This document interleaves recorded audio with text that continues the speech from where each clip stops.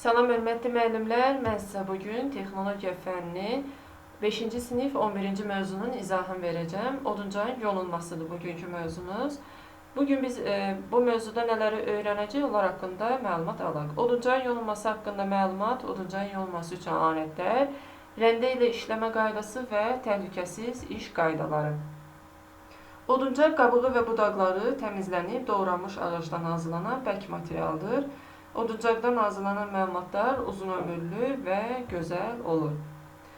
Biz nə üçün oduncağın yonma əməliyyatından istifadə edirik? Biz hazırladığımız məlumatın gözəl görünüşü olması, düz hamar səthi olması üçün bu əməliyyatda, yəni oduncağın yonma əməliyyatından istifadə edirik.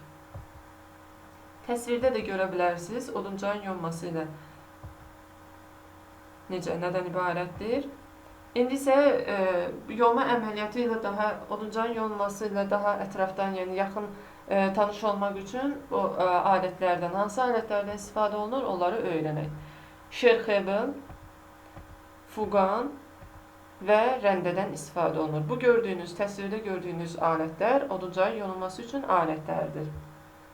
İndi bu alətlər haqqında tanış olaq. Şerxebel, ümumiyyətlə şerxebel sözü alman mənşəli sözdür. Kobud kəsmək üçün yonucu deməkdir. Dərindən yonmaq üçün ağzı yarımdairə şəklində olan rəndədir. Kəsici tiyəsi göz şəkilli və qabarıqdır. İlkin, kobud yonulma işlərində istifadə olunur. Fuqan isə uzun rəndədir. Yəni rəndələrdən uzundur. Fuqanla yonanda uzun pəstahlarda hamar, yastı səthlər əldə olunur. Rəndə ilə işləmə. Rəndə ümumiyyətlə nədir? Rəndə də yonucu alətlərdən biri sayılır. Rəndə oduncağı yonmaq üçün istifadə olunan əl alətidir. Rəndədən ağac məlumatların səthini yonub bərabərləşdirmək, hamarlamaq, ölçülərini azaltmaq üçün istifadə olunur. Biz indi rəndə ilə işləmə qaydasını öyrənək. Deməli, rəndə ilə sağ işləyən zaman sağ əli rəndənin arxa dəstəyinə, sol əli ilə isə ön dəstəkdən tuturuq. İlkin işdə, yəni yonmanın əvvəlində qəlibin ön hissəsini, sonunda isə arxa hissəsini möhkəm bərkitmək lazımdır. Bu alət də yonma əməliyyatını aparan zaman əgər səthin, yəni məlumatın səthin üzərində tilişkilər əmələ gəlirsə, onda detallı əks istiqamətdə yonmaq lazımdır. Biz yonucu alətlərdən biri sayılan şerxebel haqqında məlumat aldıq.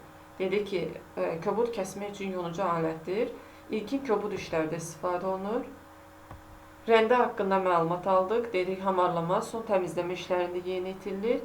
İşləmə qaydasını öyrəndik. Fuqanla tanış olduq. Yəni, fuqan rəndədən dedik ki, uzundur. Fuqanla yonanda uzun pəstahlarda hamar, yastı səthlər əldə olunur. İndi isə təhlükəsiz iş qaydaları haqqında öyrənək. Yəni, bu oduncaqdan hazırlanan məlumatların yonma zamanı hansı təhlükəsiz iş qaydalarına əməl etməliyik, bilməliyik, onları öyrənək. Yonma zamanı pəstahı etibarlı bərkitməliyik. Baxın, təsvirdə də var. Yalnız bıçağı yaxşı itilənmiş rəndə ilə işləmək lazımdır. Baxın, bıçağın itiliyi artıq təsvirdə də görünür. Yaxşı itilənmiş rəndə ilə işləmək lazımdır.